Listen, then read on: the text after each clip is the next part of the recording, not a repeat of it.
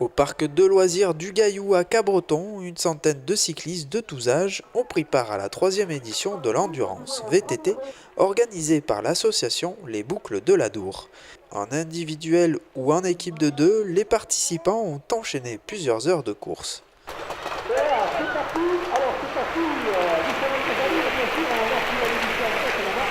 Alors ceux qui concouraient en individuel, bien sûr, ils tournaient pendant 3 heures, avec ravitaillement. On avait installé un poste de ravitaillement près du podium.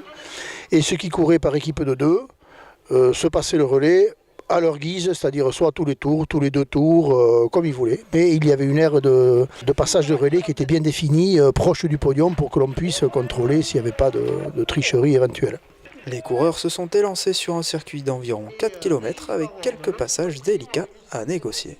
C'est-à-dire que c'est la spécificité des forêts ici derrière le Gaillou, c'est-à-dire que c'est pas tout plat, il y a des grands bouts droits, comme on dit, des grands bouts droits et plats, et puis dès qu'on sort des sentiers battus, on rentre dans alors ce que les VTTistes appellent des singles, c'est-à-dire des endroits où l'on passe seul, et bien sûr, ce sont des singles et ça monte, ça descend, il y a des racines quelquefois, il y a des taupinières aussi, il y a un peu de tout, et c'est ce qui fait le charme de cette épreuve de VTT.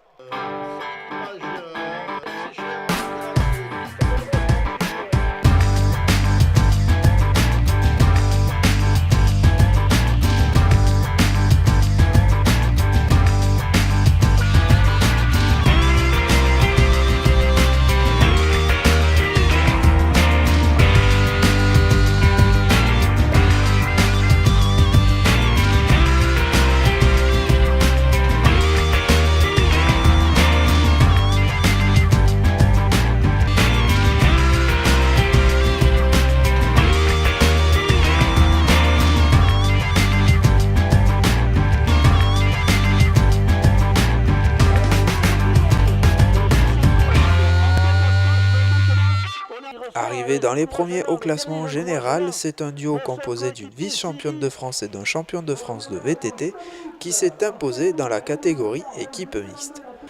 Nous, ça a été bon. On a mis Cyril en premier parce que il sait faire des très très gros départs. Donc automatiquement, je savais que lui, il allait prendre plus ou moins de l'avance. Après, moi, le premier tour, j'ai fait un peu ce que je pouvais. Et après, lui, il a assuré à peu près la plupart des tours, En fait, c'est-à-dire qu'à chaque fois qu'il prenait les relais, il faisait à chaque fois plus ou moins la différence, ce qui nous a permis de rentrer dans les 5 premiers. Au-delà de la récompense, pour eux, participer à cette course, c'est une manière de s'entraîner et de garder la forme. On le fait encore à fond, On le fait pour nous, mais on le fait quand même toujours à fond pour travailler toujours les trajectoires, le physique, c'est-à-dire le rythme cardiaque, tout ça, les relances. Donc on est toujours dans cette optique-là. Donc finalement, on reste toujours dans un rythme très élevé, mais toujours dans les futurs objectifs de la saison. Donc on reste toujours très sérieux dans ce qu'on fait. En individuel, la première place revient à un cycliste isérois. L'arrivée, ça s'est bien passé, malgré une petite chute au dernier tour, mais j'ai creusé l'écart rapidement au début et après, je me suis pas mis en danger niveau physique, J'en ai toujours gardé un petit peu sous la pédale et ça l'a fait. Maintenir le rythme pendant 3 heures non-stop, une habitude pour ce jeune sportif.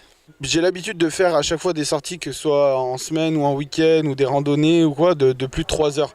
Donc du coup c'est une habitude, Je fais minimum 50 km par sortie en VTT et je fais un petit peu de vélo de route avec des sorties de 100-140 km.